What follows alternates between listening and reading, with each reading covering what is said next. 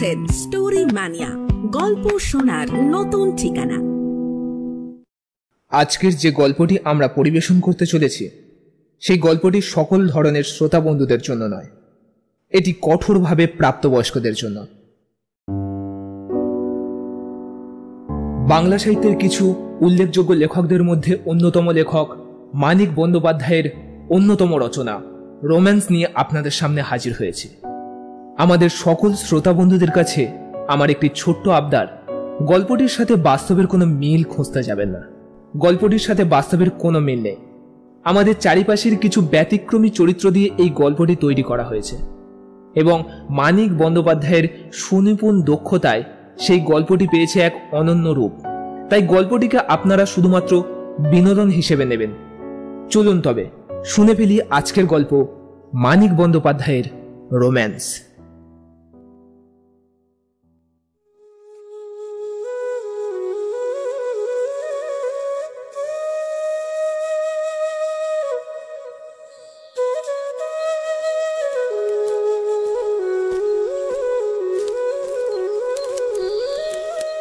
কলসি কাখে পাতলা ছিপছিপে একটা বউ বেগুন ক্ষেতের পাশ দিয়ে বাড়ি ফিরছিল। কলসির ভারে সে একটু বাঁকা হয়ে পড়েছে। পিতলের প্রকাণ্ড কলসি, মাজা ঘষা এবং চকচকে। বউটির পরনের কাপড়খানি ভেজা, এখানে ওখানে গায়ে ইঁটে গেছে, সেটা লটপট করছে। গরম পাতলা হলেও স্বাস্থ্য তার খুব ভালো। গায়ে রীতিমতো জোর না থাকলে অত বড় কলসির ভারে কোমর তার মুচকে যেতে পারত। সূর্য এখন প্রায় মাথার উপর। রোদের তাপে পায়ে চলা সরু পথটির পাশে ঘাসে ঢাকা মাটি পর্যন্ত তেতে গেছে। ভিজে গামছা ভাঁজ করে বউটি মাথায় বসিয়েছে। বেগুন ক্ষেতের পরে ছোটখাটো আম কাঁঠালের বাগান, গাছে গাছে বাগানটি জমজমাট, কিন্তু কেমন যেন শুকনো নিষ্ফল চেহারা গাছগুলো। কয়েকটি গাছে শুধু কাঁচা পাকা দু চারটি আম ঝুলছে। বাগানের ওপাশে টিনের চাল আর দরমার বেড়ার বাড়ি আছে টের পাওয়া যায়। বাকি তিন দিকে দূর পর্যন্ত বিস্তৃত মাঠ আর ক্ষেত। এখানে ওখানে বাড়ি ঘর, গাছপালার ছোট ছোট চাপড়া বসানো। বেগুন ক্ষেতের চারদিক নির্জন। দিনে রাতে সব সময় কারো কারো এখানে কম বেশি গা ছমছম করে। বেগুন ক্ষেতের মাঝখান দিয়ে পুরনো ব্যাঙাশে, আলপাকার উর্দি আর ফুলবালিশের সরু খোলের মতন প্যান্টুলুন পরা মাঝ বয়সী একটা লোক জোরে জোরে আম কাঁঠালের বাগানটির দিকে চলছিল।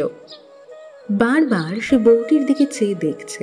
গোফদাড়ি চাছা এবং কানের ডগা পর্যন্ত জুলপি তোলা, ফর্সাটে মুখে চোখ দুটি বেশ বড় বড়, যদিও ছোট হলেই মানাতো বেশি। বাগানে একটি কাঁঠাল গাছের নিচে সে বউটির পথ আটকালো। পাশ কাটিয়ে যাবার পথ অবশ্য চারদিকে অনেক ছিল। পায়ে চলা যে সরু পথটি ধরে বউটি আসছিল সেটাও কাঁঠাল গাছটির হাত তিনেক তফাৎ দিয়েই গেছে। বউটি নিজেই সরে তার সামনে আসায় এগোবার আর পথ রইল না। ও মা, সুবল বাবু যে পেন নাম। এ তোমার কেমন ব্যবহার সুখময়ী? তোমারই বাই কেমন ব্যবহার সুবল বাবু? দিন দুপুরে নাগাল ধরা। দুহাতে কানা ধরে কলসিটা সে নামিয়ে রাখল। যে কাখে কলসিটা ছিল তার উল্টো দিকে বেঁকে বেঁকে সোজা করে নিল কোমরটা। সুবলের ক্রুব্ধ নালিশ ভরা দৃষ্টি দেখে একবার সে অপরাধিনীর মতো একটু হাসল। অবহেলার সঙ্গে কাঁধে ফেলা ভিজে আঁচলটি নামিয়ে ধীরে ধীরে ভাঁজ খুলে আবার ভালো করে গায়ে জড়ালো। গোড়ায় তো ডরিয়ে গেলাম, কোন মুখ পোড়া উঁকি মারছে গো। শেষে দেখি মোদের সুবল বাবু। নিশ্চিন্তি হয়ে তখন সাঁতার কেটে চান করলাম। ঠিক করে হেসে লজ্জায় মুখ নামিয়ে মৃদুস্বরে বলল, তোমার জন্য, সত্যি তোমার জন্য। কাল ফিরে যেতে হলো তোমার। সুবল ক্ষুব্ধ কণ্ঠে বলল, কাল তো প্রথম নয়, ফিরেই তো যাচ্ছি। এলে না কেন কাল? রাত দুপুর পর্যন্ত সিঁড়ির তলায় বসে মশার কামড় খেলাম। মা মনসা না করুন, সাপের কামড়ে মরবো একদিন। সুখময়ী আফসোসের আওয়াজ করল চুকচুক। বালাই 60, কিন্তু কি করি, তেনা যে ফিরে এলো গো। একবার জানান তো দিয়ে যেতে পারতে, সবাই ঘুমলে পর। ঘুটঘুটে আধারে একা মানুষ হাঁ করে। ঘুমিয়ে পড়লাম যে, ওনার সাথে ঝগড়া করে কেঁদে কেঁদে ঘুমিয়ে পড়লাম। ঝগড়া হলো? বেশ বেশ বেশ বেশ, তা ঝগড়া কি নিয়ে হলো? স্বামীর সাথে মেয়ে মানুষের আবার কি নিয়ে ঝগড়া হয়? শাড়ি গয়না নিয়ে। সুবল হঠাৎ উত্তেজিত এবং উৎসুক হয়ে বলল, তুমি যত শাড়ি গয়না চাও। ইস, ফতুর হয়ে যাবেন। ছায়ায় চাপা আলো লেগে সুখময়ীর পান খাওয়া দাঁতের ঘষা মাজা অংশগুলিতে ভোতা ঝকমকি খেলে গেল। ফতুর নয় হলে মোর তরে ফতুর হতেই তো চাইছো তুমি হাজারবার, কিন্তু শাউরি স্বামী যখন শুধোবে মুখে, ও বউ শাড়ি গয়না কোথা পেলিল? কি জবাব দেব শুনি? বলবো নাকি কুড়িয়ে পেয়েছি গো, ঘাটের পথে কুড়িয়ে পেয়েছি? তার চেয়ে কাজ করো না। শিরিষতলায় মশার কামড় খেয়ে তোমারও কাজ নেই, শাড়ি গয়না পরে বেরোলে কেউ যে শুধোবে তাতেও মোর কাজ নেই, এমনি কিছু করো। সুবলের মুখখানা লম্বাটে হয়ে গেল। তা জানি, তোর শুধু শাড়ি গয়নাতেই মন। না গো না, গয়না শাড়ি আমি চাই নে, আমার মনটি তোমার। তাই যদি হতো সখী। হতো মানে? তুমি ভাবো গয়নার লোভে তোমায় মন দিয়েছি? কত গয়না দেবে তুমি? কত নুরত তোমার? কলকাতায় নিয়ে সেজবাবু সোনায় মুড়ি রানী সাজিয়ে রাখতে চেয়েছিল, তা গিয়েছি আমি? আমি বলি না, যাকে মন দিয়েছি তার সাথেই চুলোয় যাব, চুলোয় যদি যাই। বিশ্বাস হয় না না? বেশ তো, চলো না এক্ষুনি যাই। এক কাপড়ে এক্ষুনি গিয়ে গাড়ি ধরি 3টে। তুমিও ফকির, আমিও ফকির। পাতার ফাঁক দিয়ে সুবলের সর্বাঙ্গে চাকা চাকা আলো আঁকা হয়ে গেছে। ভিজে গামছা দিয়ে সুখময়ী তার মুখ আর ঘাড়ের ঘাম সযত্নে মুছিয়ে দিল, কিন্তু সুবল খুশি হয়েছে মনে হলো না। সুখময়ীর কাছ থেকে এরকম ছোটখাটো আদর পাওয়ার বিশেষ যেন দাম নেই, পুরনো হয়ে গেছে। অমন যার মনে হয় সে তো একটিবার শিরিষতলায় আসে। কাল নিয়ে 4 বার ঠকালে আমায়। ওগো মাগো, ঠকালাম? আমি তোমায় ঠকালাম? ভেস্তে গেল তো কি করব আমি? হাত পা বাঁধা মেয়ে লোক বই তো নই, ঘরের বউ, পরের দাসী, কি ক্ষমতা মোর আছে বলো? তোমায় ঠকাবো? তোমার জন্য মরণ হয়েছে আমার। কিচ্ছু ভালো লাগে না সুবল বাবু, একদণ্ড ঘরে মন বসে না। মায়েরই বলছি, কালির দিব্যি। মন করে কি দূর ছাই, ঘর সংসার ছেড়ে তোমার সাথে পালিয়ে যাই। বড় একটা ফাঁক দিয়ে এক ঝলক রোদ সুখময়ীর মুখ ঘেঁষে কাঁধ ছুঁয়ে মাটিতে পড়েছে। আবেগ আর উত্তেজনায় এতক্ষণে যেন চোখ দুটি তার সেই আলোতে জলজল করে উঠল। সুবল কথাটি বলে না, উসখুস করে এই পা থেকে ও পায়ে ভর দিয়ে দাঁড়ায়। দেশ গা ছেড়ে দূর দেশে পালিয়ে যাই, দেশে কেউ মোদের চিনবে না, সব বালাই চুকিয়ে দুজনে ঘর কন্যা করি। তা হয় না সখী, চারদিকে বড্ড নিন্দে হবে, আর ফেরাও যাবে না। কে ফিরছে হেতা? জমি জায়গা সব বেচে দিয়ে আমায় নিয়ে পালাবে, মোদের ফিরবার দরকার কি? মুখতারি করে 2 পয়সা পাচ্ছি। এখানে গাছের ছায়াতে গুমোট গরম। সুবলের কপাল ঘেমে চোখে এসে পড়তে চায় ঘাম। আঙুল দিয়ে সে কপালের ঘাম মুছে মুছে ঝেড়ে ফেলতে থাকে। সুখময়ীর ভিজে চেহারায় ঘাম টের পাওয়া যায় না। আগ্রহ উত্তেজনা ফুরিয়ে গিয়ে সে শান্ত হয়ে গেছে। ঝুঁকে কাপড় তুলে সে একবার হাঁটুর কাছে চুলকে নিল। সোজা হয়ে হাঁটু চুলকোনো আঙুলেরই একটা ডগা কামড়ে ধরল। ঘাড় তার কাঁধ হয়ে গেল ভাবনায়। কলসির কানা ধরে তুলতে গিয়ে সে আবার ঘুরে দাঁড়ালো। সুখময়ের রাগ হয়েছে। কলসি ছেড়ে পাক দিয়ে সোজা হয়ে মাথা তুলে দাঁড়ানোর ভঙ্গিটা তার ফোঁস করে ফনা তুলে সাপের কামড়ে দিতে চাওয়ার মতো। কি মিষ্টি হাসি সুখময়ী হাসল। আর চোখে চেয়ে চেয়ে দ্বিধা সংকোচের ভঙ্গি করে হঠাৎ এগিয়ে গিয়ে বুক দিয়ে সে সুবলকে গাছের সঙ্গে চেপে ধরল, মুখ উঁচু করল। সুবলের মুখের কাছে কিন্তু পৌঁছল না। গাছে পিঠ দিয়ে সুবল তখন কাঠ হয়ে গেছে। মরছি, তোমার মুখটারি বড় হলো। কত কষ্টে পসার করছি, দুটো পয়সা পাচ্ছি। সুখময়ীর এতক্ষণে দুহাতে তার গলা জড়িয়ে ধরেছে। সুবল নরম হয়ে হাসছে। একটি হাত তার সুখময়ীর পিঠে আশ্রয় খুঁজে বেড়াচ্ছে। তুমি না ফতুর হতে পারো আমার জন্যে? ঘর বাড়ি জমি জায়গা বেচে ঢের টাকা পাবে, ব্যবসা করে রাজা হয়ে যাবে। তুমি রানীর মতো খাটে শুয়ে আমি হাই তুলব, আর চাকরানি মাগিগুলোকে হুকুম করব। চানের ঘরে তুমি আমার চান দেখবে, সত্যি দেখাবো, দিব্যি গালছি। আচ্ছা তাই যাবো সখী, সব বেচে দিয়ে তোমায় নিয়ে বিদেশে যাব, কিন্তু সে তো 2-4 দিনে হবে না।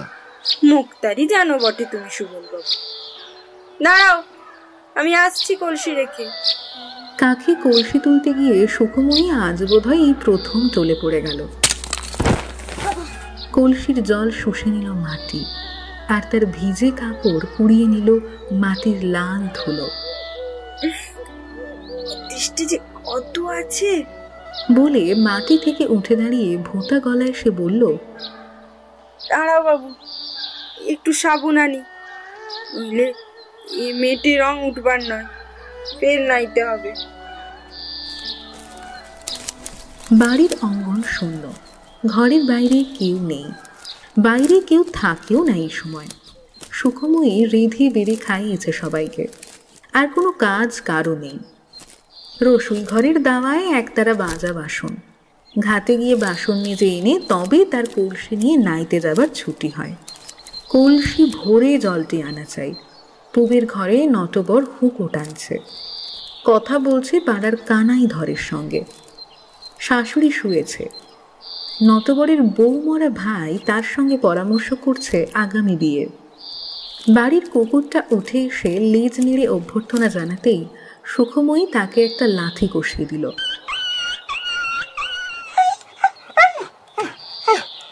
আর সেই অবোধ প্রাণীটা কেউ কেউ আর্তনাদ শেষ হবার আগেই রসুই ঘরের দাওয়ায় বাসনের গাদায় আঁচড়িয়ে পড়ে শুরু করলো নিজের আর্তনাদ, একটু চাপা, একটু অস্বাভাবিক সুরে। ভয়ে তার গা কাঁপছিল। সবাই ছুটে এলো, একসঙ্গে শুরুতে চাইল কি হয়েছে। বউকে জড়িয়ে ধরে নটবরের মা জুড়ে দিল কান্না। ও বউ, কি হয়েছে? তুই কাঁদছিস কেন বউ? বল না, বল বল, একবারটি বল, তোর কি হয়েছে? বল না ও বউ, একবারটি বল তুই। কুকুরটা তখনও কিউ কিউ করে মরছে। সুখময়ীর বুকের মধ্যে ঠিপ ঠিপ করছে। কি থেকে কি হবে ভগবান জানেন, এই তার শেষ লড়াই। সুখময়ী কেঁপে কেঁপে কেঁদে কেঁদে বলল, বড্ড ভয় পেয়েছি মা, বুকটা ধরাস ধরাস করছে। কত বলি একলা টিকাটি যেতে ডর লাগে, কেউ তো যাবে না সাথে, নইলে নইলে কি ওই মুখ পোড়া সুবল মুক্তার। শুনে সবাই একসাথে চুপ করে গেল। ইতিমধ্যে পাশের দুবারই মেয়ে পুরুষ ছুটে এসেছিল, তারাও হঠাৎ চুপ করে গেল, জন্ম বোবার মতো। নীরবে মুখ চাওয়াচাই ছাড়া কি আর করার আছে এমন একটা অসম্পূর্ণ খবর শুনে। নটবরের মার কান্না থেমে গিয়েছিল। প্রথমে অধীর হয়ে শুধল, হ্যাঁ, কি করেছে সুবল মুক্তার? ও বউ, বল না, কি করেছে সুবল মুক্তার? বাগানে একলাটি পেয়ে হাত চেপে ধরেছিল গো, কলসি ফেলে পালিয়েছি, ছুটতে ছুটতে আছাড় যা খেয়েছি কবার দেখো। হাতের তালু আর কাপড়ে রক্তমাটি ও রক্তের দাগ সে দেখিয়ে দিল। কয়েকজনের চাপা নিঃশ্বাস পড়ল একটু নিরাশার সঙ্গে। কত বড় সম্ভাবনার এই পরিণতি, শুধু হাত ধরেছিল। দুপুরবেলা জনহীন বাগানে মেয়ে মানুষকে নাগালে পেয়ে শুধু হাত ধরেছে সুবল মুক্তার। মামলা মোকদ্দমা হবে না, ব্যাপারটা চাপা পড়ে যাবে আজকালের মধ্যে। এগিয়ে একটা ঘটনা, তবু সবাই ছি করে আর সুবল মুক্তারকে গাল দেয়। বাগানে গিয়ে তাকে শাসন করে আসার কথাটা কেউ ভাবেও না, বলেও না। শেষে সুখময়ীকেই ঝাঁজ দেখিয়ে বলতে হয়, ও ঠাকুরপো, দাঁড়িয়ে শুধু জটলা করবে তোমরা? যাও না, দুঘা দিয়ে এসো না বজ্জাতটাকে। নটবরের মা বলে, চুপ কর মাগি, চুপ কর। কেন চুপ করবো? আমার হাত ধরবে আর তোমরা তা চুপ করে সরে যাবে। নটবর বলল, ও ও শালা কি আর আছে? নির্ঘাত পালিয়ে গেছে। থাকতে তো পারে, কলসি আনতে ফিরে যাব ভেবে থাকতে তো পারে ঘুপচি মেরে। যাও না একবার দেখে এসো। তখন নটবর, শশধর, নিতাই আর পাড়ার একজন সুবলকে খুঁজতে যায়। নটবরের মা চেঁচিয়ে বলে দেয়, ওরে কলসিটা আনিস, কেউ শুনছিস? কলসিটা আনিস, ভুলিস নে যেন বাপু। সুখময়ীকে ঘিরে মেয়েদের জটলা চলতে থাকে। চারিদিকে তারাই রটাবে। তবু তারাই বলে যে এমন একটা হইচই করা উচিত হয়নি সুখময়ীর। জানাজানি হওয়া কি ভালো? চুপি চুপি শাওরি বা স্বামীকে বললেই পারত। পুকুর ঘাটে যাওয়ার সময় একজনকেও সঙ্গে যেত। সুখময়ী শুনে যায়, কথা বলে না। নটবরের মার চাপা আফসোস আর গালাগালির জবাবে শুধু ফুঁস করে ওঠে। সুবলকে পাওয়া গেল কাঁঠাল বাগানে, কিন্তু ধরে মারবার সাহস হলো না একজনেরও। নিতাই নেহাত বোধ রাগী মানুষ, সে শুধু জিজ্ঞাসা করলো, আপনাকে তো ভদ্রলোক বলেই জানতাম মোক্তার বাবু, তা বৌজিদের হাত ধরে টানা কেন? সুবল রেগে বলল, তোর তো বড় বার বেড়েছে নিতাই, যা মুখে আসছে তাই বলছিস। শশধর মৃদুভাবে সাবধান করে দিল, মুক্তাবাবু, আর যেন এসব দ্বিতীয়বার না ঘটে। সুবল আর কথা না বলে হনহন করে এগিয়ে গেল। মুখখানা তার একটু ফ্যাকাশে হয়ে গিয়েছে। সুখময়ী ফুরিয়ে গেল, চিরতরে সরে গেল তার জীবন থেকে। একটু কলঙ্ক তার রটবে, কিন্তু তীব্র অস্বীকারের জোরে সে তা উড়িয়ে দিতে পারবে। কিন্তু আবার যদি এমন কিছু ঘটে দুর্নাম, তার জোর পাবে।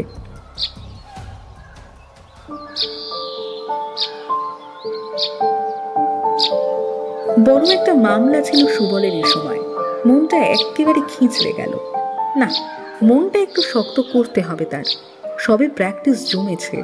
বাকি দিনটুকুতে ছোট মহকুমা শহরের চারিদিকে যে তাদের নামে ঢিঢি পড়ে গেছে, সেটা সুখময়ী টের পেলে সন্ধ্যার পর নটবরের হাতে বাঁখারি খেয়ে। বাকি দিনটা বাড়ির সকলের মুখ ভার করে থেকেছে। তাকে বাদ দিয়ে করেছে জটলা। বিকেলে আড্ডা দিতে বেরিয়ে সন্ধ্যার পর মুখ অন্ধকার করে নটবর ফিরে এলো। গজরাতে গজরাতে মা আর ভাইজিকে জানিয়ে দিল শহর শুদ্ধ লোক কি বলা বলি করছে, এবং খবরটা ভালো করে শুনবার আগ্রহে সুখময়ী কাছে এসে দাঁড়াতে সরু একটা বাঁখারি তুলে তার পিঠে কয়েক ঘা বসিয়ে দিল। সরু বাঁখারির বেতের মতো ধার পিঠ কেটে রক্ত বেরিয়ে গেল সুখময়ীর। কিন্তু সে তীব্র ব্যথা তার কাছে অতিরিক্ত ঝাল খাওয়া সুখের মতোই লাগলো। কলঙ্ক তবে রটেছে, তবে এখন আর বাধা কি রইল সুবলের তাকে নিয়ে পালিয়ে যাবার? এ বদনাম সয়ে সে তো টিকতে পারবে না এখানে।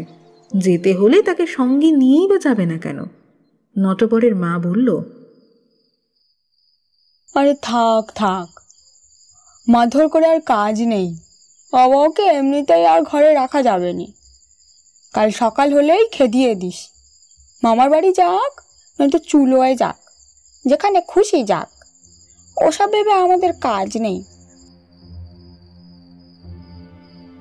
শুনে একটু ভাবনা হলো সুখময়ীর। সত্যিই তাকে তাড়িয়ে দেবে নাকি? গালাগালির জন্য সে তৈরি হয়েই ছিল, তার উপর নয় কিছু মারধরও হয়েছে। কিন্তু খেদিয়ে দিলে তো মুশকিল। সুবলের যদি বেশি রকম রাগ হয়ে থাকে, তাকে যদি সঙ্গে নিয়ে যেতে না চায়, পুরুষের মন তো বিগড়ে যেতে কতক্ষণ।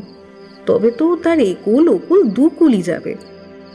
মাথা গুজবার ঠাঁই থাকবে না জগতে। মামা কি ঠাঁই দেবে তাকে? মামারও তো শুনতে বাকি থাকবে না এই কেলেঙ্কারির কথা ভাবে, আর সুবলের প্রেমে বিশ্বাস হারিয়ে সে পিঠের জ্বালায় কাতরায়। চুলোর ধোঁয়ায় তার চোখ জ্বলে, আর ভাতের হাঁড়ির বাষ্পে জগৎ ঝাপসা হয়ে যায়। আগুনের আঁচে মাঝে মাঝে শরীরটা শিউরে ওঠে, জ্বর আসবার মতো উদ্ভট শিহরণ। জল ছুঁতে গিয়ে গা ছমছম করে। জ্বর কি একটু এসেছে তাহলে তার? সকলকে ভাত দিয়ে হেঁসেল তুলে খাওয়ার অনিচ্ছা নিয়ে খিদে জ্বালায় কিছু খায়।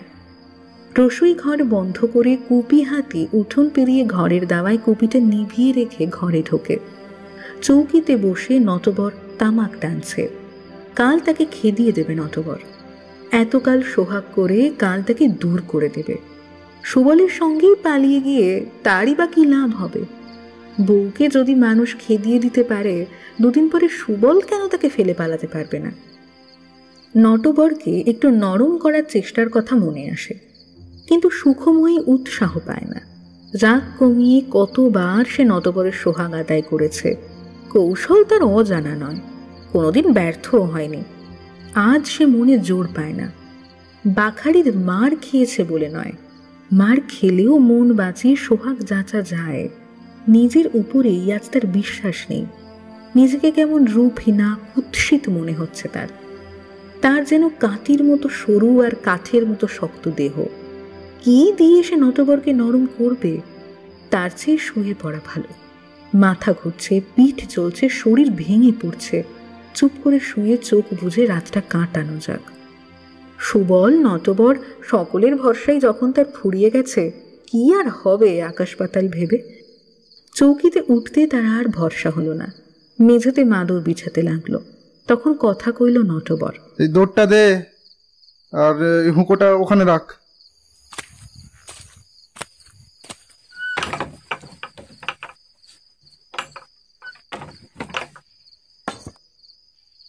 সুখময়ী দুয়ার বন্ধ করে হুঁকোটা রেখে মাদুরে শুয়ে পড়ল। পিঠে ব্যথা ছিল, মনে খেয়াল ছিল না। অভ্যাস মতো চিত হয়ে শুয়েই মৃদু আর্তনাদ করে এসে পাশ ফিরল। চৌকিতে বসে প্রদীপের আলোতে নটবর তাকে খানিক দেখল। পা গুটিয়ে কি অদ্ভুত ভঙ্গিতে বউটা তার শুয়েছে। পিঠে ব্যথা হয়েছে নাকি বউ? গোসা হয়েছে? আর মারবো না তোকে। কোন শালা আর তোর গায়ে হাত তোলে আবার আমি দেখছি। আমায় কাল তাড়িয়ে দেবে? আরে দূর পাগলি, ও কথার কথা বলেছিলাম, তোকে ছেড়ে কি থাকতে পারি? সুখময়ী নিজেই স্বামীকে বুকে টেনে নিয়ে দাঁতে দাঁত লাগিয়ে চোখ বুঝল। মাদুরের ঘষায় পিঠে যেন তার করাত চলতে লাগলো অনেকগুলি। একবার অজ্ঞান হয়ে গিয়ে আবার চেতনা ফিরে এলো। তবু সে শব্দ করল না। আর্তনাদগুলি বুকে চেপে গোঙানিগুলি গলায় আটকে রেখে দিল। নটবর ছেড়ে দেওয়া মাত্রই সে পাশ ফিরল। আলো নিভিয়ে চৌকির বিছানায় শোবার সময় কর্তব্যবোধে নটবর বলল, গা যেন তোর গরম দেখলাম, জ্বর হয়েছে নাকি? একটু হয়েছে। বলছিলাম কি, মেঝেতে কেন তবে, চৌকিতে আয়। যাই। কিন্তু শেষ পর্যন্ত চৌকিতে সে গেল না। আলো নিভার আগেই সে দেখেছে পিঠের রক্তে মাদুর লাল হয়ে গেছে। নটবর ঘুমিয়ে পড়ল অল্পক্ষণের মধ্যেই। ঘুম গাঢ় হয়ে এলে তার নাক ডাকতে আরম্ভ করল। তখন চুপি চুপি দরজা খুলে সুখময়ী বাইরে বেরিয়ে গেল। রাত বেশি হয়নি, শশধর জেগে আছে। পাড়ার লোকও হয়তো জেগে আছে অনেকে। থাক জেগে, কতক্ষণ লাগবে তার সুবলকে দুটি কথা শুধিয়ে আসতে? বাগান থেকে বেগুন ক্ষেত পার হলেই তো সুবলের বাড়ি। ডুবু ডুবু চাঁদের জোছনা এখনো একটু আছে। বাগানের গাঢ় অন্ধকার কোনো রকমে পার হলে পথের চিহ্ন নজরে পড়ে। সুখময়ী তরতর করে বেগুন ক্ষেতের বেড়া ঘেঁষে এগিয়ে গেল। তাড়াতাড়ি ফেরা চাই। নটবরের ঘুম ভেঙে গেলে যাতে সহজ স্বাভাবিক বিশ্বাসযোগ্য কৈফিয়তটা দেওয়া যায়, সেটার জন্য। সুবলের বাড়ির ঘরে ঘরে আলো নিভেছে। তার ঘরের পাশে গাঁদা ফুলের বাগান। একটু তার ফুলের বাগান করার শখও রয়েছে। বাড়ির সামনের বাগানটি তার দেখবার মতন। এখান থেকে নানা ফুলের মেশানো গন্ধ নাকে আসে। প্রথম ডাকেই সাড়া দিয়ে সুবল বেরিয়ে এসে বলল, হাসতে আবার কেন? দেখো তোমার জন্যে কি মারটা মেরেছে আমায়। তোমার জন্য আমার বদনাম হলো সুখময়ী। কত ভালো বলতো লোকে আমায়, কত সম্মান করতো। তোমার জন্য সব গেল। চলো আমরা পালিয়ে যাই 2-4 দিনের মধ্যে। সব বেচে দাও। তোর খালি বাজে কথা। সব বেচে মুক্তারি ফেলে কোথায় যাবো? হ্যাঁ, এত কেলেঙ্কারি হলো, চারিদিকে ঠিকই পড়ে গেল, তবু থাকবে? কি করে থাকবে? আস্তে আস্তে ভুলে যাবে লোকে। শিগগির ফিরতে হবে। সুখময়ী আস্তে আস্তে পিছিয়ে আসছিল। সুবল তার হাত চেপে ধরল। একটু বসে যাও। বউ মরে গেছে কবে, এতকাল বিয়েও করেনি শুধুমাত্র তোমার জন্যে। একটু বসে যাও।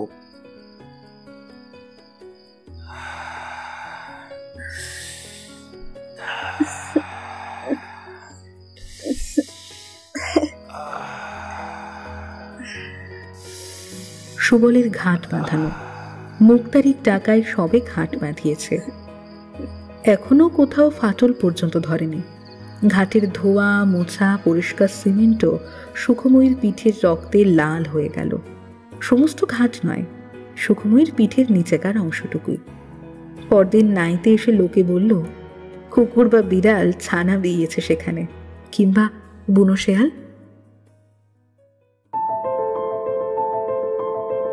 শুনছিলেন আজকের গল্প মানিক বন্দ্যোপাধ্যায়ের রোম্যান্স। গল্প কত খুশি। সুখময়ের চরিত্রে অমৃতা, সুবলের চরিত্রে তুহিন, নটবরের চরিত্রে ঋত্বিক, নিতাই রকি, শশধর সাগর এবং নটবরের মা শ্বেতা। শেষ হলো আজকের গল্প। পরের বার আরো এক অনন্য গল্প নিয়ে হাজির হব আমরা। ততক্ষণ শুনতে থাকুন, শোনাতে থাকুন আমার প্রিয়, আপনাদের প্রিয় স্টোরি ম্যানিয়া। সাথে সুস্থ থাকুন, ভীষণ ভালো থাকুন। ধন্যবাদ।